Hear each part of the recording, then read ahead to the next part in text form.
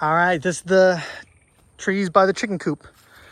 We have mulberries really producing a bunch of leaves, but you can see the top, not so much. So I'm probably gonna prune that. It's really interesting that the tops didn't take. And again, this one was planted at the same time as that one over there. You can see not nearly as much growth, and that's entirely because of this oak tree. Provides a lot more shade, and I think that's what really stunted this one compared to the others. It's still doing better than some of my others that are more prone to predation, because the deer don't like the chicken coop and they don't like the guinea yelling at them. And so they are much less likely to be predated upon. A lot of leaves on the mulberry. That's really nice to see. I'm hoping to get some berries off of this one. But we have flowers right here. Let's see. Right there. But I don't know if it's male or female. I don't know how that really works. I don't even know if this species is self-pollinating. So we'll see, basically. But it's now big enough and established enough, old enough to make berries if it can. So I left this split down here. Let's see. Because I had bent this over using this stone, just like this method here. Right here. Bent it over right here. And then when I saw that this took root, this piece of branch took root, I snipped it. I'll let that grow out and do it again. But these are from bending over the mulberry and make a new mulberry. Oh, we got some kind of bug cocoon using the leaves.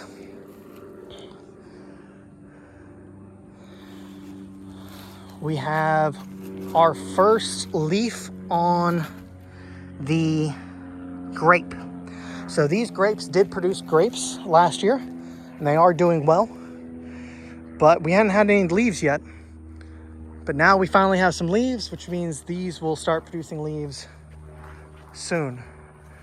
But they are seeded grapes, so they are a bit of a hassle to eat compared to grocery grapes, but you can make juice out of them really good, and chickens like them, and you can eat them, you just gotta prepare them.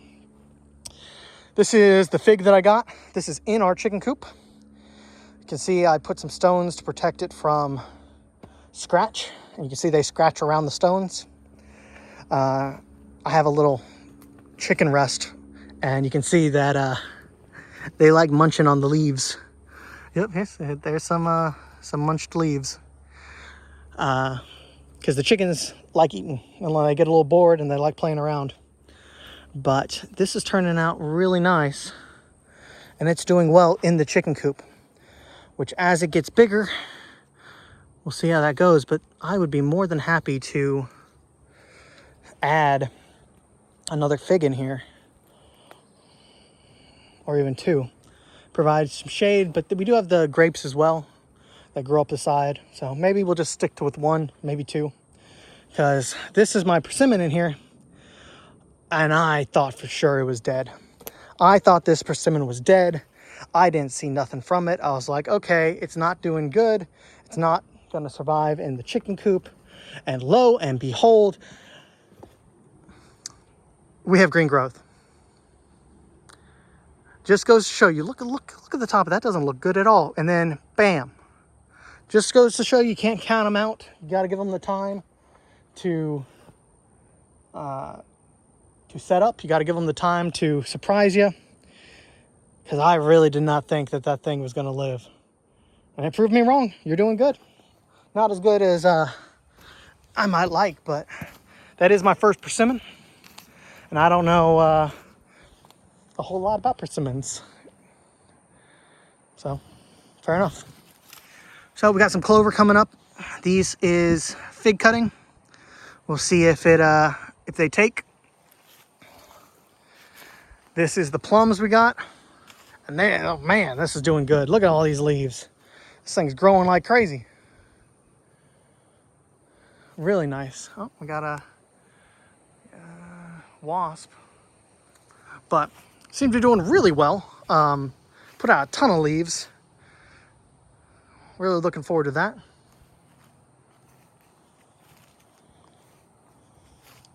We've got our other one. This one's not doing as good, but there's also, I think, 2 weeks between these. And it's already got flowers, and it's got the leaves. So that's doing well. We have a non-native blackberry, not a dewberry, non-thorned. Got some right here, and it's got leaves, which is nice. It's growing. This one's a dead, but this part's not.